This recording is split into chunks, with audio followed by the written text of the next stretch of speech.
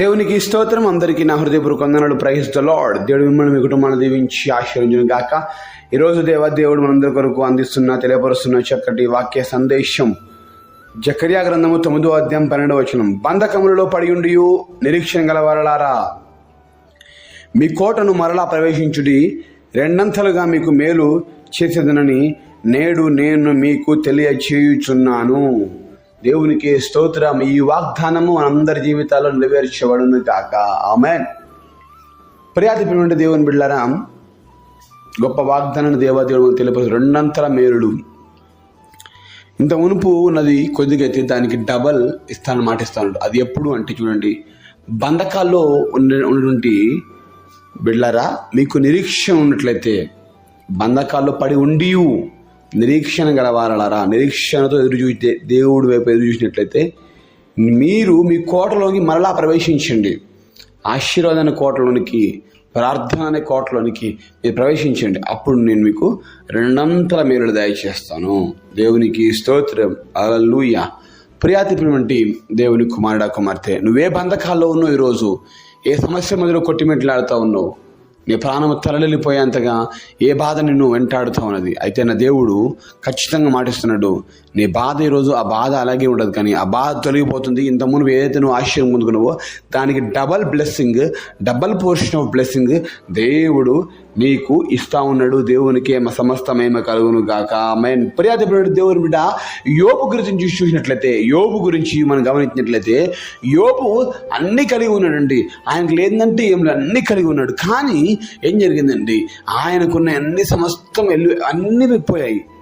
బంధకాలు పడిపోయాడు. బంధకాల్లో పడి ఉండి, బంధకాలు పడినప్పటికీ కూడా ఏముందంటే నిరీక్షణతో ఉన్నాడు. ద బెస్ట్ ఎగ్జాంపుల్ ఈ యొక్క వాక్యాన్ని వాదానికి.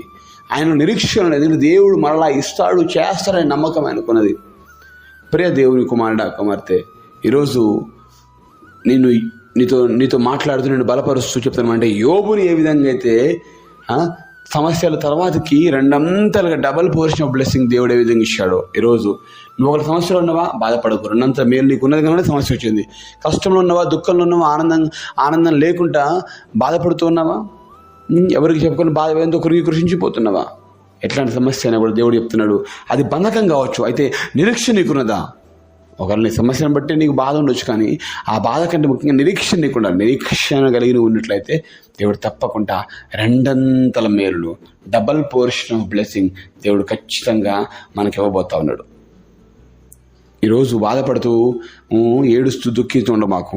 ఎందుకంటే దేవుడు చెప్తాను, బంధకాల్లో ఉన్నటువంటి వారికి నేను రెండంతల మేలులు ఇస్తాను మాటిస్తా ఉన్నాడు.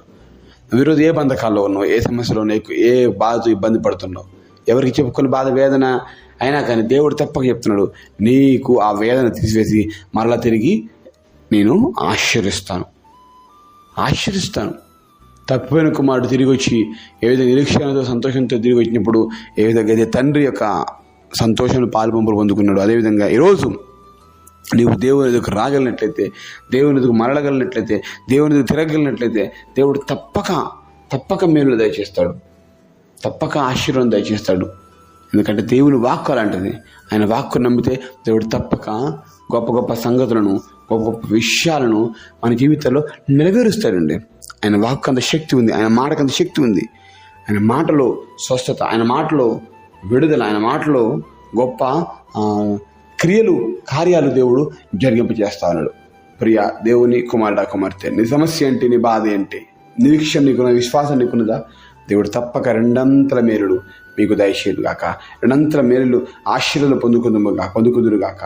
ఈరోజు మరి ఈ గొప్ప మాటను తెలియపరిచి నా జీవితాల్లో ఏదైతే కోల్పోయిందో ఆ కోల్పోయిందని తిరిగి రెండంతలు ఇస్తాను మాటిస్తుంది దేవుని నామాన్ని మనము ప్రార్థన చేద్దాం. ఎవరైతే మనల్ని ఆశీర్వదిస్తూ ఉన్నారో ఆ దేవుడు గొప్ప దేవుడు, నమ్మదగిన దేవుడు. ఈరోజు ఇంతవరకు నువ్వు ఎప్పుడు ఈ మాటలు వెనకపోయి ఉన్నట్లయితే ఇదిగో ఈ సంబంధం ఈ మాటల ద్వారా నువ్వు ధైర్యం తెచ్చుకో. దేవుడిని బంధకాలను విడదీసి, బంధకాలు తొలగింప, కష్టం తొలగింపజేసి, బాధ తొలగింపజేసి, కన్నీరు తొలగింపజేసి నీ గొప్ప సంతోషాన్ని, సమాధానం, నెమ్మదిని, ఆశీర్వాదాన్ని నా దేవుడు ఇవ్వబోతాడు. కనుక ఈ మేలుడు, ఈ ఆశీర్వాదాలు మనం పొందుకోవాలంటే ఈ వాగ్దానం నమ్మి దేవుని నామమున స్తుతించు ప్రార్థన చేసుకుందాం. ప్రార్థన. మహాగణుడా, వందనాలు, స్తోత్రం చేసిన సహాయం చేయండి, కనిపించి కాబట్టి రక్షించి స్థిరపరిచి బలపరిచి దేవునితో ఆశ్చర్యపరిచయం వేడుకుంటున్నాం. నీ సహాయం మాకు దయచేయం వేడుకుంటున్నాం ప్రభా.